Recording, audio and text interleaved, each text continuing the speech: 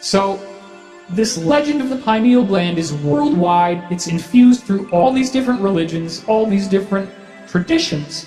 Keep showing us the same thing. Now, how does this actually work inside the brain? The trick to understanding the pineal gland is to realize it's not just a chunk of flesh. It's mostly hollow. And inside that hollow area is water floating around. Then the interior tissue that the water is connected to has little cells that are called pinealocytes.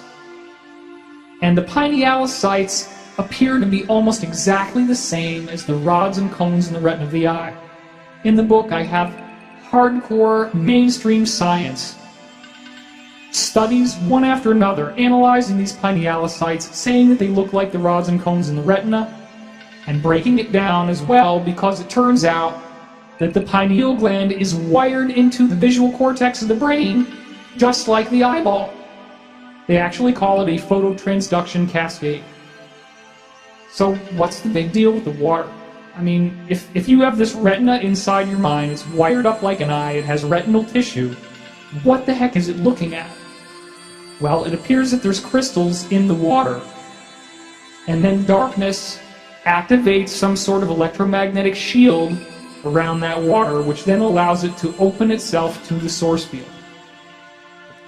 So, when you get this electromagnetic activity, and I'm going to explain all this as we go on, the electromagnetic activity, as your pineal gland fires up, you'll feel this pressure, this buzzing sensation like a tone or an acceleration in your head.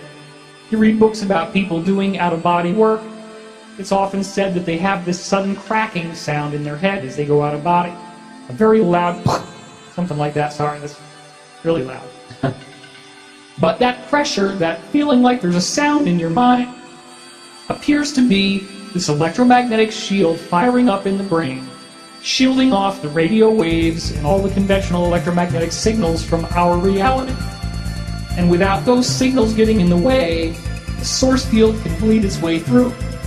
And in that source field, time is non-local. Remember, I said the source field creates space, time, matter, energy, and biology.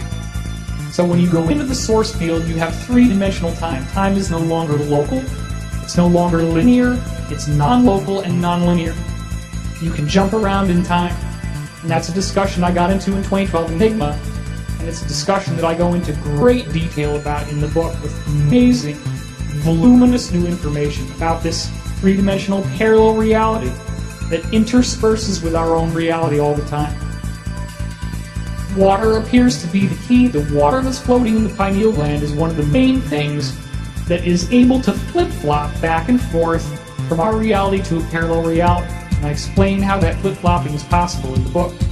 And we're going to do it throughout this weekend in the conference that you guys are here to see.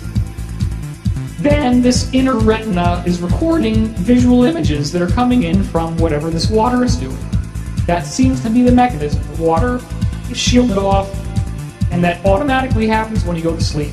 Every time you go to sleep, that pineal gland fires up, and then you actually have dreams which appear to be in a whole other reality. I have multiple studies in the book showing people having shared dreaming realities, clear examples time and again, that the place that you go when you're remote viewing, or when you're out of body, or when you're dreaming is a real place. Also the place of ghosts.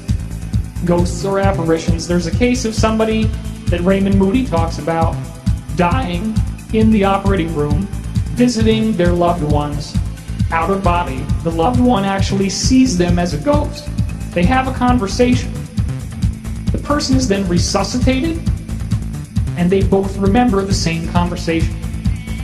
So you were alive, but dead, and then while you're dead, you go visit somebody else, and they can see you, and you look just like a ghost. That's your existence in the source field. So if you're out there looking at things in your astral body, maybe somehow you're capturing those photons and bringing them back to the physical body. This brings us to this concept of DMT. Dr. Rick Strassman, of course, wrote the book DMT, the Spirit Molecule, a doctor's revolutionary research into the biology of near-death and mystical experiences. There's been a lot of intrigue around the idea of DMT. Why does it work? Why do all these shamanic potions seem to have so much of this chemical in them? Dr. Rick Strassman cites a lot of evidence in this book that the main point where DMT is synthesized in the body is the pineal gland. It has all the right receptors, all the right enzymes, all the right chemical catalysts, and we know that it has melatonin in it, and there's only a couple short chemical shifts that you have to make from melatonin to get DMT. Well, the problem is that DMT degrades so quickly that nobody's been able to autopsy a dead body fast enough to find DMT in the pineal gland, because it breaks down in just a few minutes. But this brings us to Nick Sand, who is the son of one of the scientists who worked on the Manhattan Project, which created the nuclear bombs. Now, Nick Sand is personally responsible for manufacturing over 250 million doses of LSD. He was the main guy responsible for creating almost all of the acid that was being taken at Haight-Ashbury, San Francisco in the 1960s. He was the Pied Piper of LSD, for sure. He got caught for it.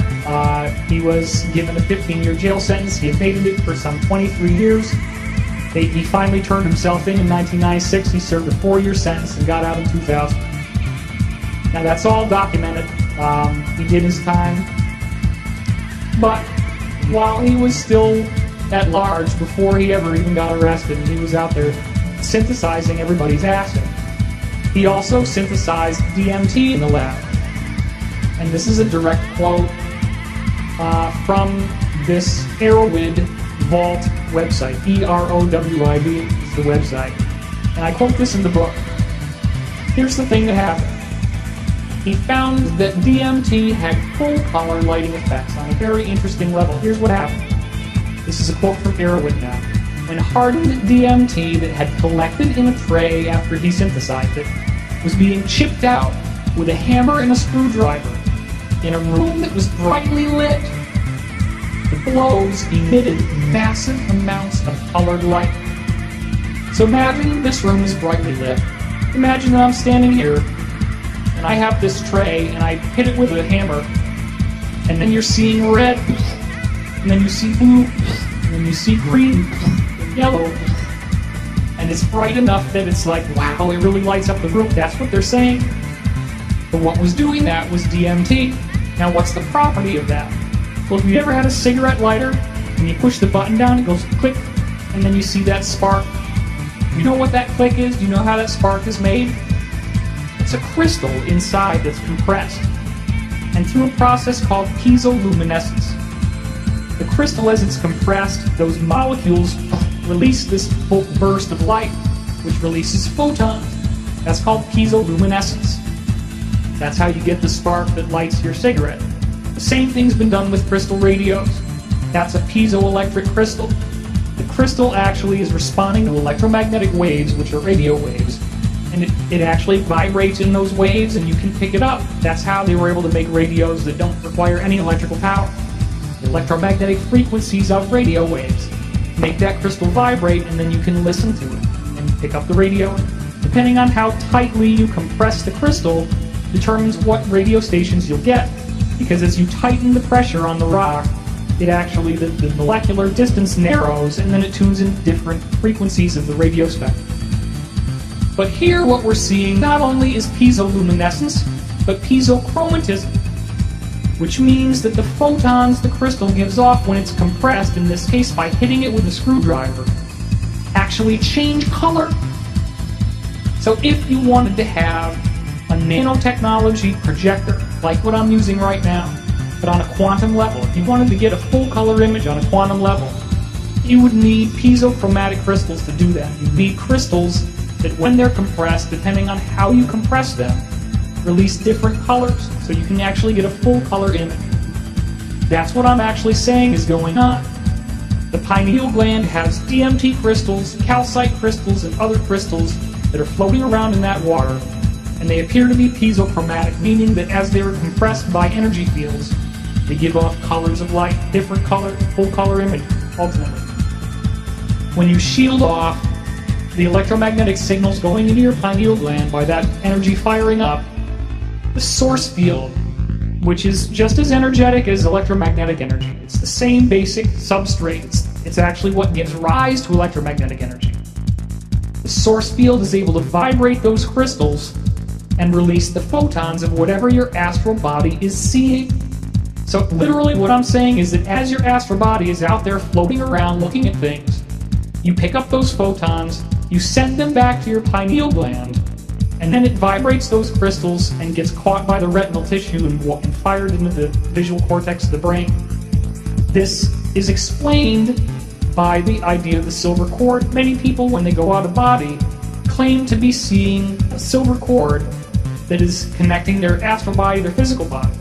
The vast majority of these reports say that the cord is connected at the exact location where the pineal gland would be, in the middle of the eyebrows or at the back of the head, and it's in the same location in your astral body.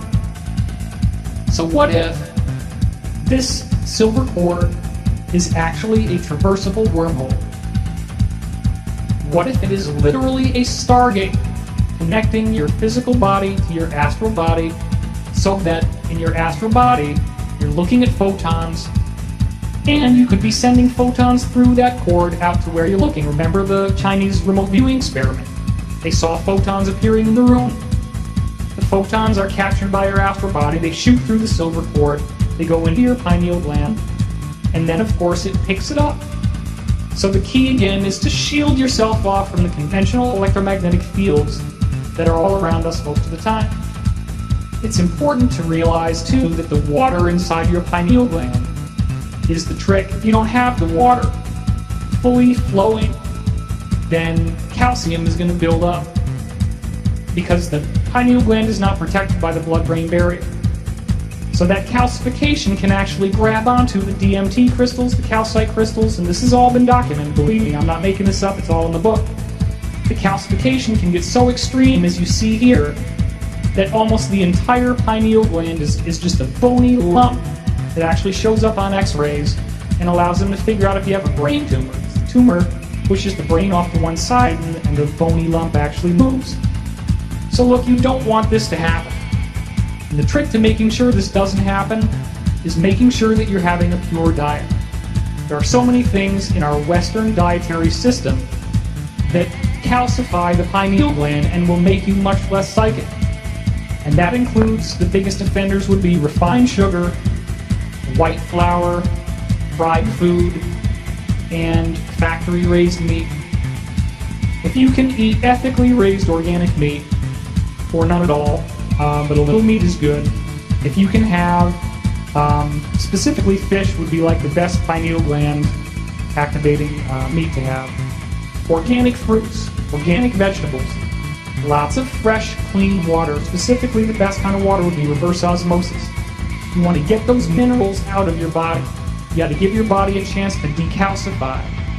And the more organic and raw food you can eat, the faster that's going to work. Whereas all these other foods, like white flour, which is in everything, pasta, bread, that's going to calcify your pineal gland and make you notably less psychic.